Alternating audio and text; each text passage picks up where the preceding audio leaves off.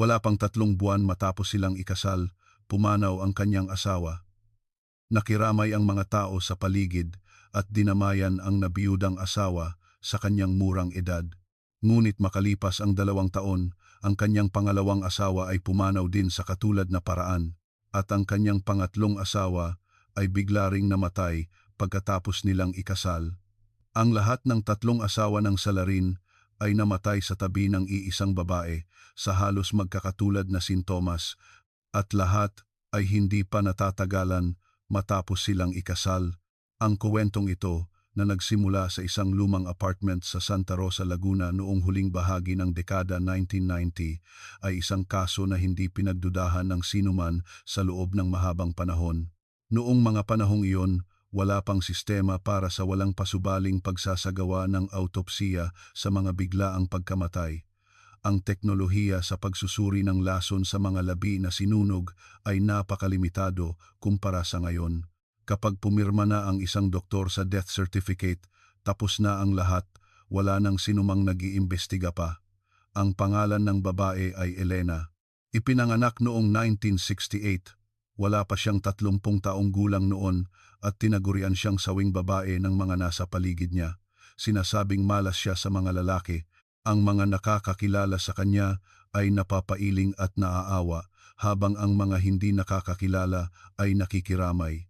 Ngunit iba ang kapatid na lalaki ng kanyang pangatlong asawa. Hindi niya matanggap ang pagkamatay ng kanyang kapatid at tahimik na pinalaki ang kanyang mga pagdududa. Bakit namatay ang 3 asawa pagkatapos agad ng kasal? Bakit laging magkakatulad ang mga sintomas bago sila mamatay? Bakit ang mga dokumento ng insurance sa paligid niya ay laging kumpleto at walang mali sa tuwing namamatay ang kanyang asawa? At bakit sa loob ng mahabang panahon, walang sinumang nagduda sa babaeng ito? Simulan na natin ang kwento. Ito ang mangyaring mag-subscribe at ilike ang aming channel. Noong tagsibol ng 1997, sa isang sulok ng Santa Rosa, Laguna, nagsisimula palang magtayuan ang mga bagong apartment. Bilang isang umuunlad na lungsod pang-industriya, ang Santa Rosa ay dinarayo ng mga manggagawa sa pabrika at empleyado ng mga subcontractor, kaya't dikit-dikit ang mga apartment para sa mga walang asawa at mga paupahang bahay.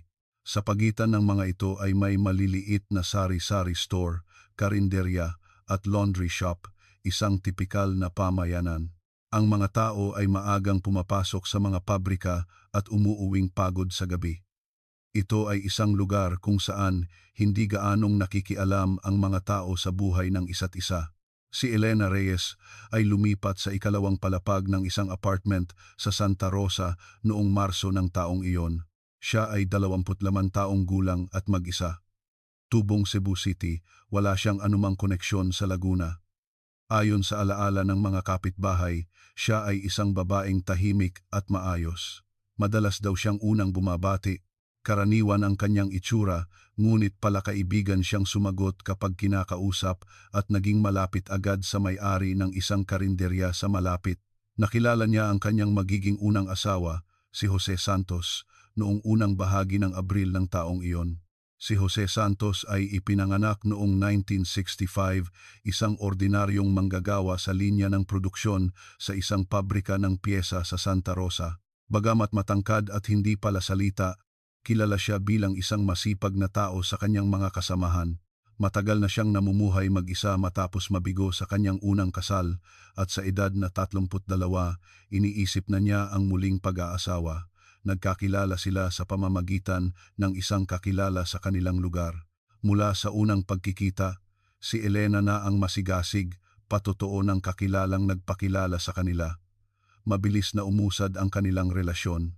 Wala pang 2 buwan mula nang una silang magkita, noong Hunyo 1997, idinaos nila ang isang simpleng seremonya sa isang kapilya malapit sa City Hall. Wala pang 30 katao ang dumalo, kasama na ang magkabilang pamilya. Hinawakan ng ina ni Jose ang kamay ng kanyang manugang at sinabing, "Pakialagaan mo sana ang anak ko," habang yumuyuko. Tumango si Elena na may luha sa mga mata. Sa panlabas, ang kanilang buhay mag-asawa ay tila napakatahimik. Si Jose ay patuloy na pumapasok sa pabrika, habang si Elena ang gumagawa ng mga gawaing bahay. Ilang beses silang nakita ng mga kapitbahay na magkasamang namimili. Gayunpaman, eksaktong 2 buwan matapos ang kasal, isang gabi noong kalagitnaan ng Agosto 1997, biglang bumagsak si Jose Santos. Tumawag si Elena sa emergency hotline bandang 9 ng 20 ng gabi. Biglang nagsuka at nawalan ng malay ang asawa ko. Sigaw niya sa telepono. Pagdating ng mga paramedic, nakahandusay si Jose sa sahig ng sala at hirap huminga. Maputla ang kanyang mukha at may mga bakas ng suka sa paligid ng kanyang bibig. Si Elena ay nakatayo sa isang sulok ng silid at umiiyak lamang. Dinala si Jose sa emergency room ng isang pampublikong ospital sa lungsod, ngunit pumanaw siya 3 araw matapos makonfine. Isinulat ng doktor sa death certificate na ang sanhi ay acute renal failure. Siya ay 32 taong gulang. Bagamat wala siyang dating sakit sa puso o bato, hindi karaniwang nagsasagawa ng detalyadong pagsusuri sa lason sa mga emergency room noon. Inilabas ang death certificate at ang burol at libing ay tahimik na idinaos kasama lamang ang malalapit na kamag-anak. Makalipas ang 2 linggo mula nang pumanaw si Jose Santos, binisita ni Elena Reyes ang isang sangay ng isang life insurance company sa Laguna upang kunin ang death benefit ni Jose. Ang petsa ng pagsali sa insurance ay pagkatapos lamang ng kanilang kasal. Ang benepisyaryo ay ang kanyang asawa, si Elena Reyes. Sinuri ng kinatawan ng insurance company ang mga dokumento, ngunit walang nakitang kahina-hinala at ipinroseso ang pagbabayad ayon sa patakaran. Ang halaga ay humigit kumulang 3.5 milyong piso sa panahong iyon. Naawa sa kanya ang mga kapitbahay. Dinamayan nila si Elena na maagang nabiyuda at nag-alala para sa kanyang kinabukasan. Pagkatapos ng 40 araw na panalangin para sa kanyang anak, nawalan na ng komunikasyon ang ina ni Jose sa kanyang manugang. Iyon na ang huling araw na nakita ng ina ang itsura ni Elena. 1 taon at 3 buwan matapos pumanaw si Jose Santos noong Nobyembre 1998, lumipat si Elena Reyes sa isang apartment sa Calamba, Laguna. Mga 20 minuto lang ang layo nito mula sa Santa Rosa kung sasakay ng bus, ngunit ito ay isang ganap na bagong lugar kung saan wala siyang kakilala. Doon, muli siyang nagsimulang mamuhay ng tahimik. Walang alam ang mga kapitbahay tungkol sa kanya, maliban sa siya ay isang dalagang namumuhay mag-isa. Noong taglamig ng taong iyon, nakilala ni Elena si Miguel de Leon. Si Miguel de Leon ay ipinanganak noong 1961 at 37 taong gulang noon at may maliit na negosyo ng pag-wholesale ng mga materyales para sa interior construction sa Calamba. Nagkaroon siya ng isang anak na babae sa kanyang unang kasal, ngunit namumuhay siyang mag-isa matapos silang maghiwalay at naghahanap ng mapapangasawa. Nagkakilala sila sa pamamagitan ng isang kakilala. Mula sa unang pagkikita, si Elena ay napakapalakaibigan at masigasig. Si Miguel pa nga ang tila nag-aalangan at nag-iingat, testimonya ng kakilala ni Miguel sa korte. Sa pagkakataong ito, mabilis ding umusad ang kanilang relasyon. Noong Pebrero 1999, nagsumite sila ng marriage certificate. Hindi sila nagdaos ng kasal. Ang anak na babae ni Miguel sa dati niyang asawa ay nasa 2 baitang noon sa elementarya. Ngunit sinimulan ni Miguel ang kanyang bagong buhay may asawa nang hindi maayos na naipapaliwanag sa kanyang anak ang tungkol sa kanyang bagong kasal. Ang kapatid ni Miguel, si Mateo de Leon, ay huli na raw nalaman ang balita na muling mag-aasawa ang kanyang kapatid. Dahil sa biglaang pangyayari, hindi man lang nagkaroon ng pagkakataon ng pamilya na makilala ng maayos si Elena. Pagkatapos agad ng kasal, kumuha si Elena ng 2 life insurance sa pangalan ni Miguel.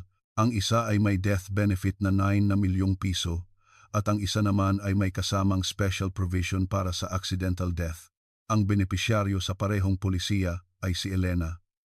Patotoo ng ahente ng insurance na si Elena mismo ang tumawag sa kanilang opisina para magtanong tungkol sa pagsali. Bagamat kasama si Miguel sa pagpirma ng kontrata, sinabing si Elena ang nanguna sa pagpapasya ng mga detalye. Ang kanilang buhay mag-asawa ay tumagal lamang ng halos 3 buwan.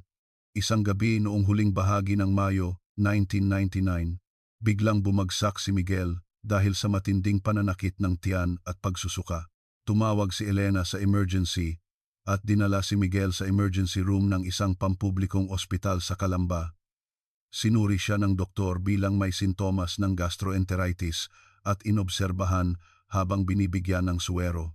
Ngunit hindi bumuti ang kalagayan ni Miguel. Sa ikalawang gabi ng kanyang pagkakaospital, bigla siyang inatake sa puso.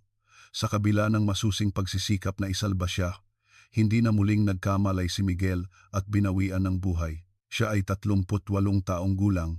Sa death certificate, isinulat na ang sanhi ng pagkamatay ay acute myocardial infarction, hindi isinagawa ang autopsiya. Bagamat walang datihang sakit sa puso si Miguel, ipinalagay ng doktor na ito ay biglaang pagkamatay dahil sa sobrang pagod at stress. Sa pagtatapos ng dekada 90, hindi pa obligado ang pagsusuri sa lason para sa mga biglaang pagkamatay, hanggat walang ulat na nagpapahiwatig ng krimen, walang dahilan para makialam ang pulisya. Nang mabalitaan ang pagkamatay ng kapatid, nagmamadaling pumunta si Mateo de Leon sa Calamba. Sa burol ng kanyang kapatid, doon niya unang nakaharap ng maayos si Elena. Umiiyak si Elena, pero may kakaiba akong naramdaman. Hindi ko matukoy kung ano iyon noon, pero hindi maalis sa isip ko ang kakaibang pakiramdam na iyon. Paggunita ni Mateo. Hindi maalis ni Mateo ang kanyang tingin kay Elena hanggang sa matapos ang libing. Pagkatapos ng libing, kinuha ni Elena ang bayad mula sa dalawang insurance. Ang kabuuang halaga ay humigit kumulang 7 milyong piso. Nalaman ni Mateo ang tungkol sa insurance habang inaayos ang mga naiwang ari-arian ng kapatid, ngunit sa puntong iyon wala pa siyang mapatunayan. Umalis siya ng Calamba na may malalim na pagdududa sa kanyang dibdib. 8 buwan matapos pumanaw si Miguel de Leon noong Enero 2000, muling lumipat si Elena Reyes. Sa pagkakataong ito, tuluyan na niyang nilisan ang Laguna at lumipat sa isang apartment sa Cubao, Quezon City. Mula Laguna hanggang Cubao ay humigit kumulang 1 oras na biyahe sa bus, ngunit ito ay isang lugar kung saan wala siyang kakilala. Ipinakilala niya ang sarili sa mga kapitbahay bilang isang hiwalay sa asawa at namumuhay mag-isa. Hindi niya binanggit kanino man na 2 beses na siyang nabiyuda. Ang kanyang buhay sa Cubao ay tila mas matatag. Nagsimula siyang magtrabaho bilang part-timer sa isang maliit na karinderya malapit sa isang palengke. Unti-unti siyang naging malapit sa mga suki. Siya ay masigasig at mahusay sa trabaho, kaya't pinagkakatiwalaan siya ng may-ari ng karinderya. Sa panlabas, siya ay may tahimik at disenteng pamumuhay. Nakilala niya si Ramon Garcia noong taglagas ng 2000. Si Ramon Garcia ay ipinanganak noong 1958, 42 taong gulang noon, at nagpapatakbo ng isang maliit na negosyo ng delivery gamit ang isang maliit na truck sa paligid ng Metro Manila. Namumuhay siyang mag-isa matapos pumanaw ang kanyang asawa. Mayroon siyang isang anak na lalaki, ngunit ito ay nasa hustong gulang na at bumukod na. Si Ramon ay tahimik, masipag at kilala bilang isang tapat at maaasahang tao. Nagkakilala sila dahil naging suki ng karinderya si Ramon at natural na naging pamilyar sila sa isa't isa. Ikinuwento ni Elena kay Ramon na matagal nang pumanaw ang kanyang asawa.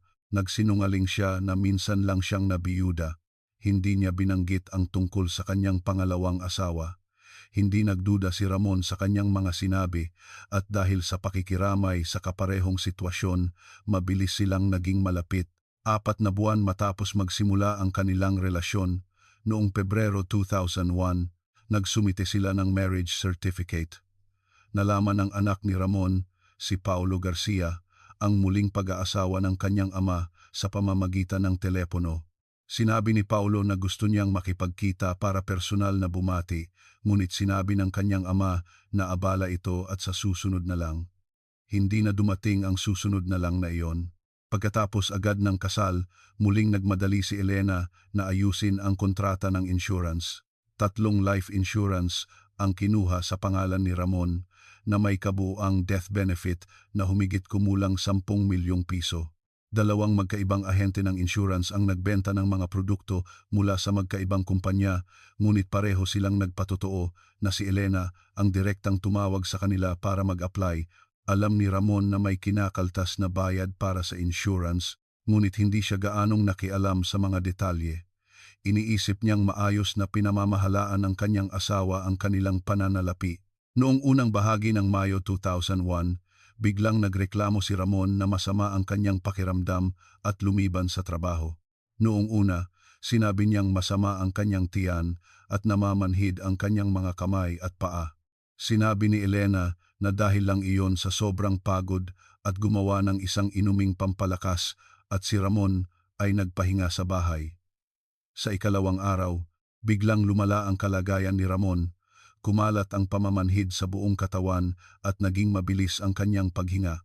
Tumawag si Elena sa emergency at dinala si Ramon sa emergency room ng isang pampublikong ospital sa Quezon City. Napakunot-noo ang doktor na sumuri kay Ramon. Ang matinding pananakit ng tiyan, pagsusuka, pamamanhid ng buong katawan, at bigla ang pagbaba ng vital signs ay medyo iba sa tipikal na sintomas ng sakit sa puso. Humingi ng tulong ang doktor sa isang espesyalista sa internal medicine at nagmadaling humiling ng blood test at ECG. Ngunit bago pa lumabas ang resulta ng mga pagsusuri, sa ikalawang gabi ng kanyang pagkakaospital, biglang tumigil ang pagtibok ng puso ni Ramon at siya ay pumanaw. Siya ay 43 taong gulang.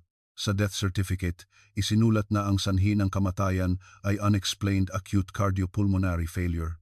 Iminungkahi ng doktor ang isang pathological autopsy dahil sa mga kahina-hinalang punto, ngunit mariing tumanggi si Elena na umiiyak na nagsasabing ayaw ng kanyang asawa noong nabubuhay pa na galawin ang kanyang katawan. Hindi rin ito iniulat sa pulisya. Tahimik na idinaos ang burol at libing. Pagdating ng anak na si Paulo Garcia sa punerarya, tapos nang embalsamuhin ang kanyang ama. Sa burol, doon unang nakilala ni Paulo si Elena. Dahil sa biglaang pagkamatay ng ama at hindi pa niya nakikilala ng maayos ang kanyang bagong madrasta, hindi alam ni Paulo kung ano ang itatanong. Pagkatapos ng libing, habang pinoproseso ang mga dokumento para sa insurance, nalaman ni Paulo na may 3 insurance na nakapangalan sa kanyang ama. Naramdaman niyang bumigat ang kanyang dibdib. Ngunit sa puntong iyon, wala pa siyang katiyakan. At sa panahong iyon, napansin ni Mateo de Leon na nakatira sa lungsod ng Batangas ang isang maliit na anunsyo sa obituaryo ng isang lokal na pahayagan. Ramon Garcia, lungsod ng Quezon, asawa, Elena. Nang makita niya ang pangalang iyon, sinabi niyang nanginig ang kanyang mga kamay. Agad siyang tumawag sa pamilya nang namatay, kay Paulo Garcia. Wala pang 5 minuto ang kanilang unang pag-uusap sa telepono. Ngunit sa loob ng 5 minutong iyon, nakumpirma nila ang isang bagay, ang nakakatakot na pagdududa na kanilang kinikimkim ay hindi lamang isang haka-haka. Ang unang pag-uusap nina Mateo de Leon at Paulo Garcia sa telepono ay noong unang bahagi ng Hunyo 2001. Nagpalitan sila ng impormasyong alam nila. Ikinuwento ni Mateo na ang kanyang kapatid na si Miguel ay namatay 3 buwan lamang matapos pakasalan si Elena na may malaking life insurance na kinuha pagkatapos agad ng kasal, at ang kakaibang pakiramdam na naramdaman niya nang makita si Elena sa burol. Ikinuwento naman ni Paulo na ang kanyang ama, si Ramon, ay pumanaw sa loob lamang ng 4 na buwan na may 3 insurance na nakapangalan sa kanya at nagreklamo ng pamamanhid ng mga kamay at paa at pagsusuka ilang araw bago mamatay. Ang kanilang mga kuwento ay masyadong magkatulad, bigla ang pagkamatay sa simula ng kasal, mga dokumento ng insurance na nakahanda pagkatapos ng kasal, magkakatulad na sintomas, at libing na natapos ng walang autopsiya. Pagkatapos ng tawag, agad na nagtungo si Mateo sa istasyon ng pulisya sa Laguna. Nakipag-usap siya sa isang opisyal at ipinaliwanag ang lahat ng alam niya. Ang pagkamatay ng kanyang kapatid pagkatapos agad ng kasal, ang pagtanggap ng asawa ng malaking halaga mula sa insurance, at ang pagkamatay din ng dating asawa ng babae sa halos parehong sitwasyon. Nag-notes ang pulis, ngunit malamig ang kanyang reaksyon. Ang 2 pagkamatay ay parehong naitala bilang natural na sanhi sa ospital, walang record ng autopsiya. Ang pagtanggap ng insurance ay dumaan sa legal na proseso. Ang pagdududa lamang ay hindi sapat na basehan para magsimula ng investigasyon. Iyon ang paninindigan ng pulisya. Nang araw na iyon, habang papalabas ng istasyon ng pulisya, nakaramdam si Mateo ng matinding kabiguan. Mayroon siyang katiyakan na mayroong mali, ngunit wala siyang paraan para patunayan ito. Samantala, mas malayo ang narating ni Paulo. Personal niyang pinuntahan ang ospital sa Quezon City kung saan ginamot ang kanyang ama at kinausap ang doktor. Muli niyang tinanong ng detalyado ang tungkol sa mga sintomas ni Ramon. Sinuri ng doktor ang mga resulta ng pagsusuri noon at tapat na inamin. Ang pattern ng mga sintomas ay hindi tipikal ng sakit sa puso. Matinding pananakit ng tiyan, pamamanhid ng buong katawan, bigla ang pagbaba ng vital signs. Dapat naming isinaalang-alang ang posibilidad ng pagkalason, ngunit napakabilis pumanaw ng pasyente kaya hindi kami nakapagsagawa ng detalyadong pagsusuri sa lason. Bagamat nag-aalangan ang doktor, lubos na naunawaan ni Paulo ang bigat ng kanyang mga salita. Mula roon, dumiretso si Paulo sa istasyon ng pulisya ng Quezon City Police District. Nakipag-usap siya sa isang investigador at ipinaliwanag ang lahat, ang mga katotohanang nakumpirma niya kasama si Mateo, ang opinyon ng doktor sa ospital at ang mga petsa ng pagsali sa insurance. Sa pagkakataong ito, iba ang naging reaksyon. Naging seryoso ang mukha ng isang investigador matapos marinig ang kuwento. Sinabi niyang iuulat niya ito sa kanyang superior at makalipas ang ilang araw, nakatanggap ng tawag si Paulo. Magsisimula na sila ng isang lihim na investigasyon. Tahimik na kumilos ang pulisya. Una, sinuri nila ang pagkatao ni Elena Reyes. Sa pamamagitan ng pagsubaybay sa kanyang mga rekord ng tirahan, nakumpirma nila ang kanyang landas ng paglipat mula Santa Rosa, Laguna, patungong Calamba, Laguna, at pagkatapos ay sa Quezon City. At sa bawat lugar na iyon, natagpuan ang tatlong talaan ng kasal, si Jose Santos, Miguel de Leon at Ramon Garcia. Lahat sila ay namatay sa pagitan ng 2 hanggang 4 na buwan matapos pakasalan si Elena. Lahat sila ay may death certificate na nagsasabing natural ang sanhi ng pagkamatay. Lahat sila ay kumuha ng malaking life insurance pagkatapos agad ng kasal. Humingi ng kooperasyon ang pulisya sa mga insurance company at sinuri ang mga talaan ng pagbabayad. Ang kabuuang halaga ng insurance na natanggap ni Elena mula sa 3 kaso ay umabot sa humigit kumulang 20 milyong piso.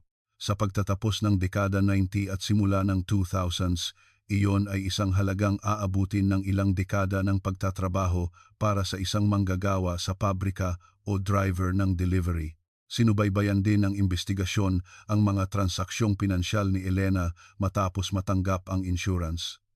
Karamihan sa pera ay na-withdraw bilang cash sa loob ng maikling panahon. Matapos pag-aralan ang mga resulta ng lihim na investigasyon, nagpasya ang pangkat na simulan ang isang formal na investigasyon, ngunit may isang malaking problema. Ang 3 biktima ay nailibing na dahil walang isinagawang pagsusuri sa lason noong sila'y namatay. Walang direktang ebidensya sa kasalukuyan para patunayan ang isang krimen. Ang hawak lamang ng pulisya ay circumstantial evidence. Nagpulong ang hepe ng investigasyon at narating ang isang konklusyon. Kailangan nilang hukayin ang mga labi ng 3 biktima at ipadala sa PNP Crime Laboratory para sa masusing pagsusuri. Kahit na matapos mailibing, posibleng manatili ang mga heavy metal at sangkap ng lason sa mga buto at ngipin. Kinontak ang mga pamilya. Agad na pumayag si Mateo, ganoon din si Paulo. Sa kaso ng unang namatay, si Jose, ang kanyang ina ang natatanging kamag-anak, nang hina siya nang matanggap ang tawag mula sa pulisya. Maya-maya, nanginginig ang kanyang boses na sumagot, "Pumapayag po ako. Kung hindi makatarungan ang pagkamatay ng anak ko, gusto kong malaman ang katotohanan." Noong kalagitnaan ng Hulyo 2001 sa loob ng ilang araw, isinagawa ng pulisya at ng forensic team ang paghukay sa mga labi sa 3 magkakaibang sementeryo. Si Jose ay nakalibing sa isang pampublikong sementeryo sa Laguna. Si Miguel ay sa libingan ng kanilang pamilya sa kanilang bakuran at si Ramon ay sa isang memorial park sa labas ng Metro Manila. Dumating sa lugar ang forensic team mula sa crime lab at mga investigador ng pulisya. Mula sa malayo, pinanood ng mga pamilya ang proseso. Nang alisin ang takip ng nitso at ilabas ang kabaong, napaupo sa lupa ang ina ni Jose at tahimik na humagulgol. Dinala ang mga nahukay na labi sa punong tanggapan ng crime lab. Kumuha ang forensic team ng lahat ng posibleng tissue samples mula sa mga buto at sinimulan ang masusing pagsusuri para sa lason. Hindi madaling makakita ng lason sa mga butong matagal nang nakalibing. Ngunit nag-focus ang team sa mga heavy metal tulad ng arsenic na maaaring maipon sa mga buto at ngipin. Umabot ng halos 6 na linggo bago lumabas ang resulta. Noong unang bahagi ng Setyembre 2001, ipinaalam ng Crime Lab ang resulta sa investigasyon. Mula sa mga labi ng 3 biktima, lahat ay nagpositibo sa arsenic. Sa mga buto ni Jose, nakumpirma ang konsentrasyon na halos 12 beses na mas mataas sa normal. Sa mga buto ni Miguel, humigit kumulang 9 na beses, at sa mga buto ni Ramon, humigit kumulang 15 beses. Ipinahiwatig ng pagsusuri ng Crime Lab na mataas ang posibilidad na lahat silang tatlo ay namatay dahil sa acute arsenic poisoning. Ang arsenic ay isang pulbos na walang amoy at lasa, kaya't mahirap itong matukoy kapag inihalo sa pagkain o inumin. Kapag nakainom ng sapat na dami, magdudulot ito ng matinding pananakit ng tiyan at pagtatae na katulad ng acute gastroenteritis na susundan ng pamamanhid ng buong katawan, hirap sa paghinga, at paghina ng paggana ng puso at baga. Noong huling bahagi ng dekada 90, wala pang sistema sa mga emergency room para agad na matukoy ang pagkalason, kaya't mahirap makilala ang pagkakaiba nito sa acute heart disease o gastrointestinal illness base lamang sa mga sintomas. Ito ang dahilan kung bakit lahat ng 3 pagkamatay ay naitala bilang natural. Pagkatanggap ng resulta, agad na nagpulong ang investigasyon, hindi na ito isang sitwasyon lamang. Ang pagkakatuklas ng parehong sangkap ng lason sa mga labi ng 3 biktima ay hindi maipaliwanag bilang isang nagkataon lamang. Agad na humiling ang hepe ng investigasyon ng arrest warrant para kay Elena Reyes at inaprubahan ito ng korte noong hapon ding iyon. Para matukoy ang kasalukuyang kinaroroonan ni Elena, sabay na sinuri ng pulisya ang kanyang mga talaan ng tirahan at sinubaybayan ang mga transaksyong pinansyal. Sa panahong iyon, umalis na si Elena sa kanyang apartment sa Cubao. Matapos matanggap ang insurance para sa pagkamatay ni Ramon, umalis siya ng Quezon City noong unang bahagi ng 2001 at lumipat sa isang murang paupahan sa lungsod ng Cavite. Nakumpirma ng pulisya ang isang cash withdrawal record mula sa isang ATM sa lungsod ng Cavite at agad na nagpadala ng mga operatiba sa lugar. Kinumpirma ng may-ari ng paupahan na 2 buwan nang naninirahan doon si Elena. Noong umaga ng Setyembre 11, 2001, 4 na investigador ang bumisita sa apartment sa Cavite. Nasa loob ng silid si Elena. Nang kumatok ang mga investigador, bumukas ang pinto at lumitaw ang 33 taong gulang na si Elena Reyes. Kahit na ipakita ang arrest warrant, wala siyang sinabi. Hindi siya pumalag, hindi umiyak, at tahimik lamang na inilahad ang kanyang mga kamay. Sa loob ng apartment, natagpuan ang isang plastic bag na may lamang puting pulbos. Kinumpirma ng pagsusuri ng Crime Lab na ang pulbos ay arsenic. Bukod dito, may isa pang life insurance application form sa loob ng silid, blanko pa ang pangalan ng isisiguro.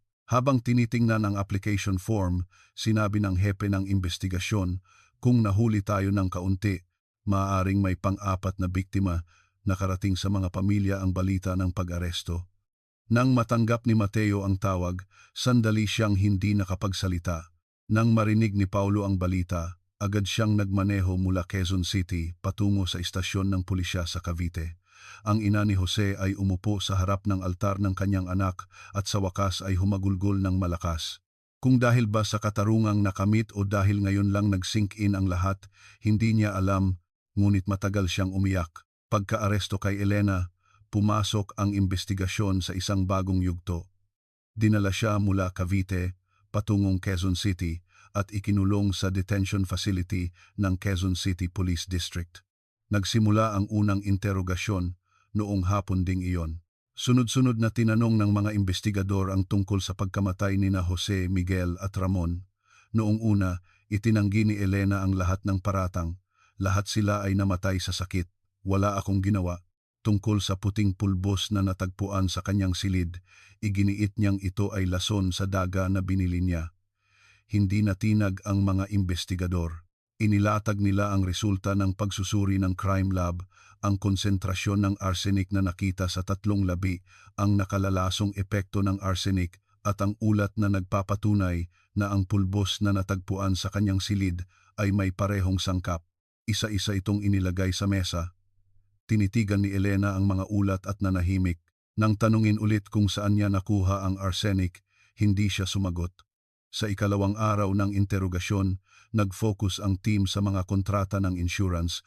Pagkatapos agad ikasal kay Jose, pagkatapos agad ikasal kay Miguel, pagkatapos agad ikasal kay Ramon.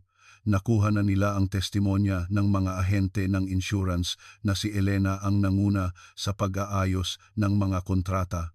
Iniharap ng mga investigador ang isang chart na nagpapakita ng agwat sa pagitan ng petsa ng pagsali sa insurance at ng petsa ng pagkamatay.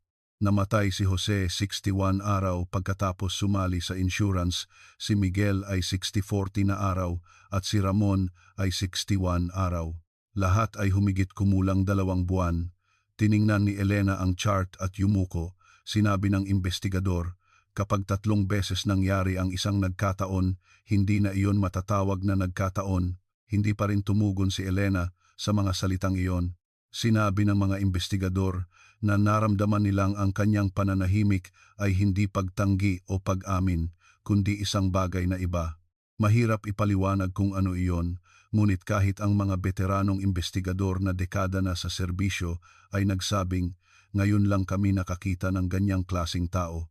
Sa ika-4 na araw, biglang nagsalita si Elena. Humiling siya na makausap ang kanyang abogado. Pagbalik niya mula sa pag-uusap, nagsimula siyang magbigay ng bahagyang pahayag. Inaamin kong bumili ako, pero hindi ko ipinainom sa mga asawa ko. Sa tanong kung paano niya nakuha ang arsenic, sumagot siyang binili niya ito sa isang tindahan ng gamit pansaka para pamatay ng daga. Agad na sinimulan ng investigasyon ang pagsusuri sa mga talaan ng benta ng mga tindahan ng gamit pansaka sa Laguna at Quezon City. Ang natuklasan nila ay nakakagulat. Sa isang tindahan sa Santa Rosa, Laguna, may talaan na bumili si Elena ng pamatay peste na may sangkap na arsenic noong Mayo 1997, isang buwan bago siya ikasal sa kanyang unang asawa, si Jose. Sa isang tindahan sa Quezon City, natagpuan ang isang kopya ng resibo na bumili siya ng parehong produkto noong Enero 2001 bago siya ikasal kay Ramon. Iginiit niyang para ito sa pamatay ng daga, ngunit ang tiempo ng pagbili bago ang bawat kasal ay hindi maipaliwanag bilang isang nagkataon. Matapos matanggap ang resulta ng investigasyon mula sa pulisya, humiling ang piskal ng commitment order at agad itong inaprubahan ng korte. Formal na inaresto at ikinulong si Elena sa salang pagpatay at tangkang pagpatay. Sa araw na iyon, dinala siya sa Quezon City Jail na may posas. Sa harap ng mga nag-aabang na media sa entrance ng kulungan, nanatiling nakayuko si Elena at walang imik. Ang kanyang ekspresyon ay hindi pa rin mabasa. Natanggap ng mga pamilya ang balita ng pag-aresto at pagkakakulong. Inalayan ni Mateo ng isang basong alak ang puntod ng kanyang kapatid. Binisita ni Paulo ang libingan ng kanyang ama at matagal na naupo roon. Bumulong ang ina ni Jose.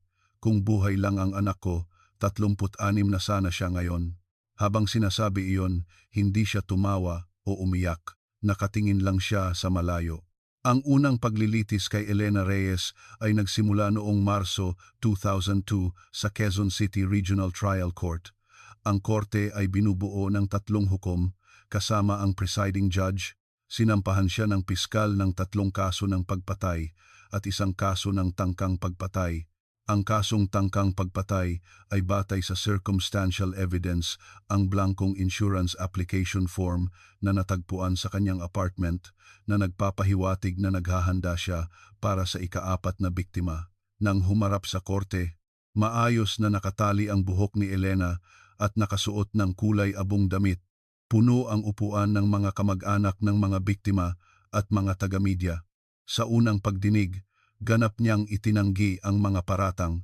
Ang pagkamatay ng 3 asawa ko ay dahil sa sakit at ako ay inosente. Inamin niyang bumili siya ng arsenic, ngunit iginiit na hindi niya ito ipinainom sa kanila. Kinuwestiyon ng depensa ang kredibilidad ng resulta ng pagsusuri ng crime lab.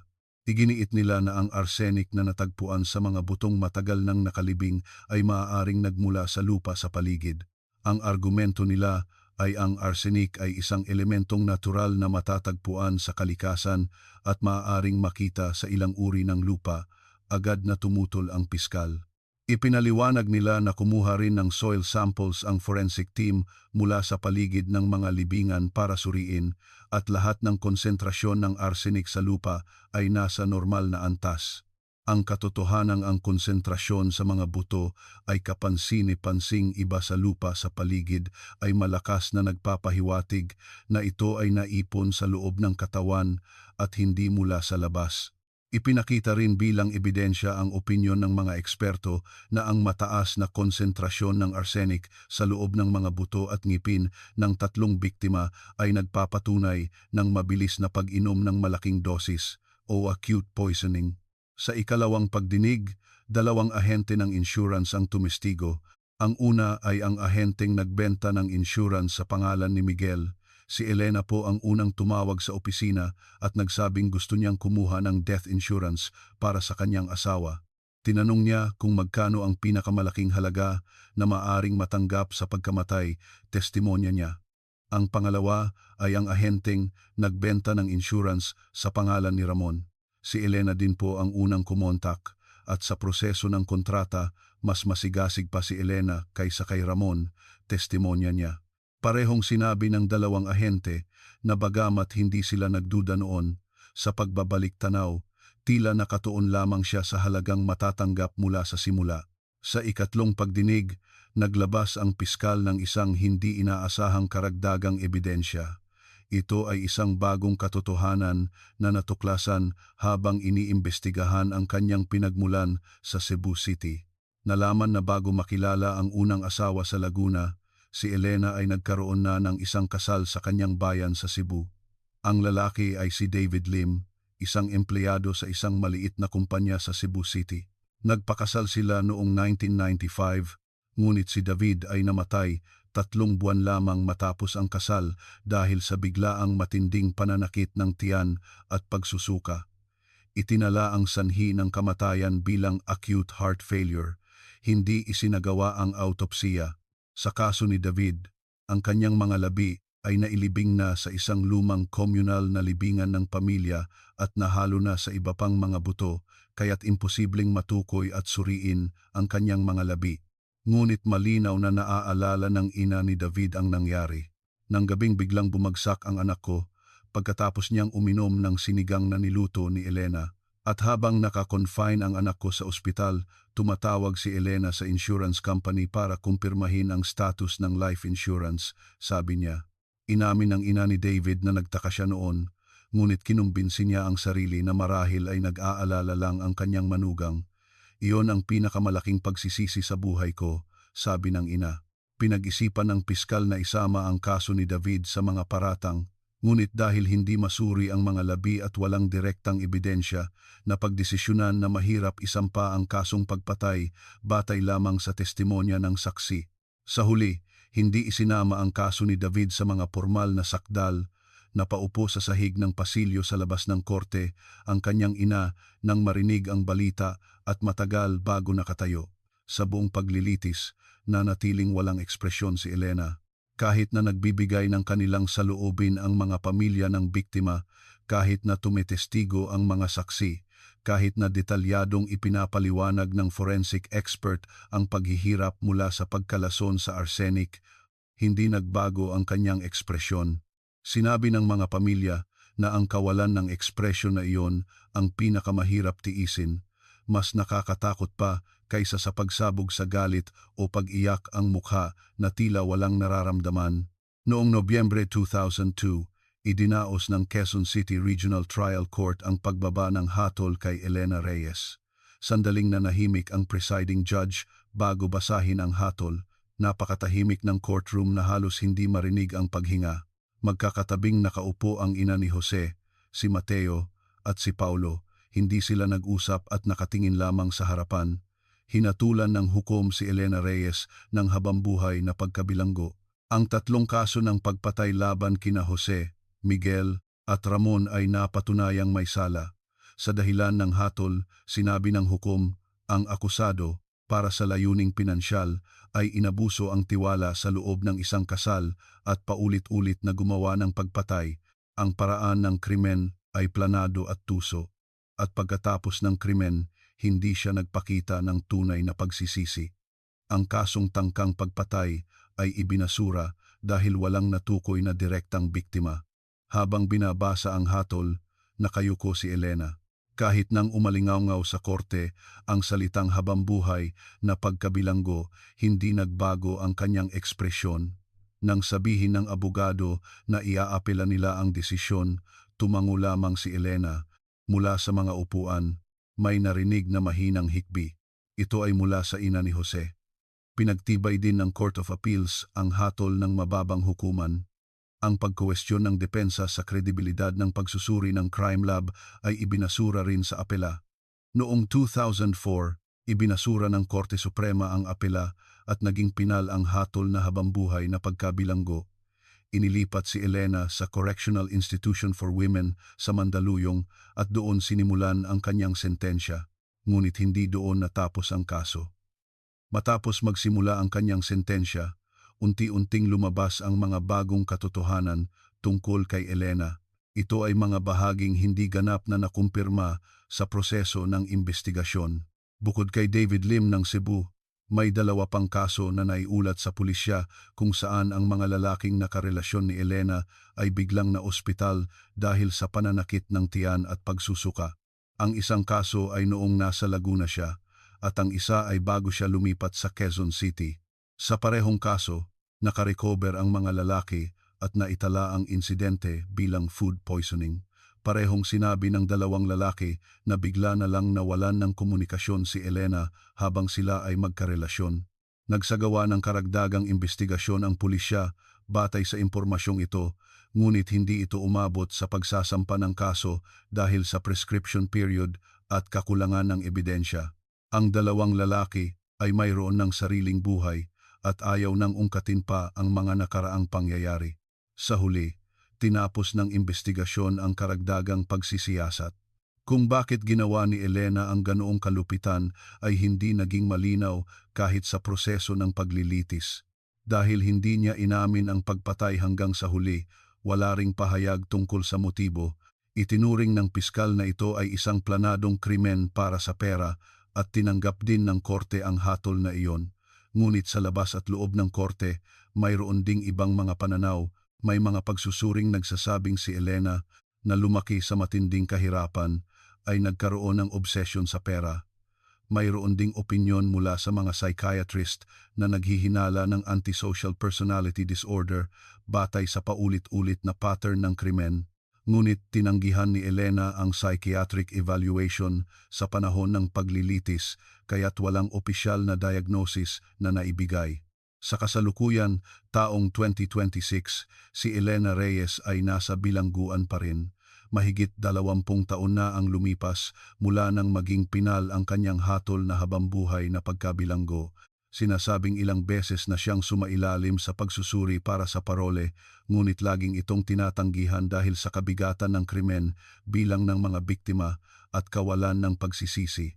Ang ina ni David Lim ay pumanaw ilang taon na ang nakalilipas. Ayon sa kanyang pamilya, labis niyang dinamdam na hindi kinilala ng korte ang sinapit ng kanyang anak hanggang sa huli.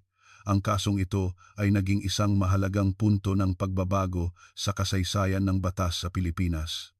Matapos ang kaso, pinahigpit ang mga pamantayan sa pagsusuri ng lason sa mga kaso ng biglaang pagkamatay at naging mas mahigpit din ang proseso ng investigasyon ng mga insurance company para sa mga kaso ng pagkamatay sa loob ng maikling panahon matapos kumuha ng life insurance. Bagamat huli na ang pagbabago, ito ay may ginampanang papel sa pag-iwas sa mga katulad na trahedya sa hinaharap. Ang kasal ay isang relasyon kung saan ibinabahagi mo ang pinakamalalim na tiwala sa pinakamalapit na tao. Ang mga lalaking ito ay namatay dahil sa tiwalang iyon. Hindi sila nagduda sa pagkaing nasa kanilang hapag, hindi sila nagduda sa taong nasa kanilang tabi. Hindi na kailangang sabihin na hindi iyon ang kanilang pagkakamali. Ang isang piraso ng iyong alaala ang huling mag-uugnay sa kanilang mga pangalan na unti-unting nakakalimutan. Ito ang mga tala ng kaso. Kung ang kuwentong ito ay tumatak sa inyong isipan, mangyaring mag-subscribe at i-like ang aming channel.